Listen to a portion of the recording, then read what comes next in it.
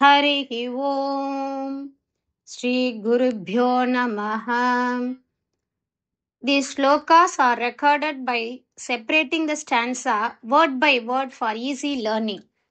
Please share your feedback in the comment. Kindly subscribe and share to others. ॐ नमो भगवते वासुदेवाय. ॐ नमो नारायणाय. Sloka 4.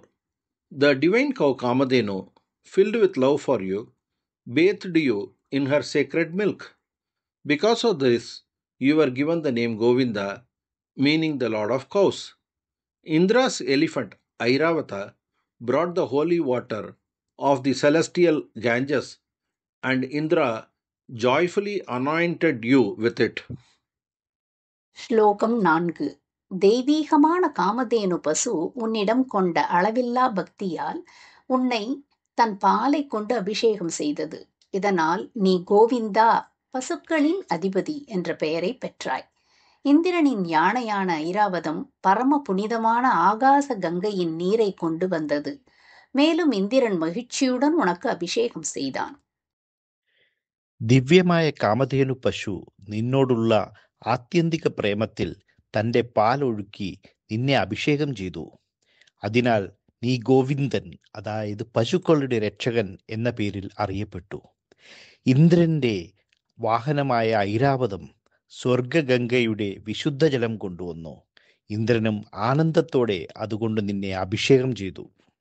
श्रीमन्नारायणीयं दशकं 64 श्लोका 4 स्नेहस्नुतैः त्वां सुरभिः पयोभिः स्नेहस्नुतैः त्वां सुरभिः पयोभिः स्नेहस्नुतैस्त्वां सुरभिः पयोभिः स्नेहस्नुतैस्त्वां सुरभिः पयोभिः स्नेहस्नुतैस्त्वां सुरभिः पयोभिः गोविन्द नाम अंकितम् अभ्यषिञ्चत् गोविन्द नाम अंकितम् अभ्यषिञ्चत् गोविन्द नामाङ्कितमभ्यषिञ्चत् गोविन्द नामाङ्कितमभ्यषिञ्चत् गोविन्द नामाङ्कितमभ्यषिञ्चत् स्नेहस्नुतैस्त्वां सुरभिः पयोभिः गोविन्द नामाङ्कितमभ्यषिञ्चत् स्नेहस्नुतैस्त्वां सुरभिः पयोभिः गोविन्द नामाङ्कितमभ्यषिञ्चत् स्नेहस्नुतैस्त्वां सुरभिः पयोभिः गोविन्द नामाङ्कितमभ्यषिञ्चत् ऐरावत उपाहृत दिव्यगङ्गा ऐरावत उपाहृत दिव्यगङ्गा ऐरावतोपाहृत दिव्यगङ्गा ऐरावतोपाहृत दिव्यगङ्गा ऐरावतोपाहृत दिव्यगङ्गा पातोभिः इन्द्रः अपि च जातहर्षः पाथोभिः इन्द्रः अपि च जातहर्षः पाथोभिरिन्द्रोऽपि च जातहर्षः पाथोभिरिन्द्रोऽपि च जातहर्षः पाथोभिरिन्द्रोऽपि च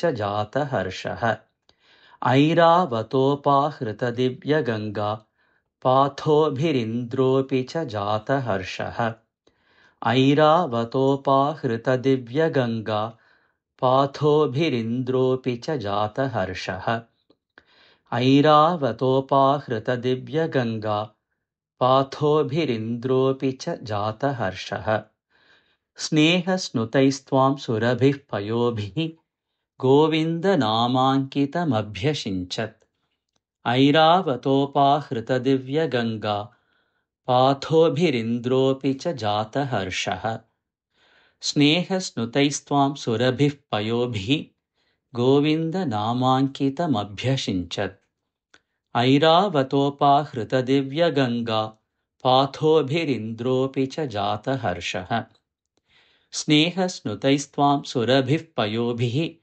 गोविन्द नामाङ्कितमभ्यषिञ्चत् ऐरावतोपाहृतदिव्यगङ्गा पाथोभिरिन्द्रोऽपि च जातहर्षः स्नेहस्नुतैस्त्वां सुरभिः पयोभिः गोविन्दनामाङ्कितमभ्यषिञ्चत् ऐरावतोपाहृतदिव्यगङ्गा पाथोभिरिन्द्रोऽपि च जातहर्षः स्नेहस्नुतैस्त्वां सुरभिः पयोभिः गोविन्दनामाङ्कितमभ्यषिञ्चत् ऐरावतोपाहृतदिव्यगङ्गा पाथोभिरिन्द्रोऽपि च जातहर्षः स्नेहस्नुतैस्त्वां सुरभिः पयोभिः गोविन्दनामाङ्कितमभ्यषिञ्चत् ऐरावतोपाहृतदिव्यगङ्गा पाथोभिरिन्द्रोऽपि च जातहर्षः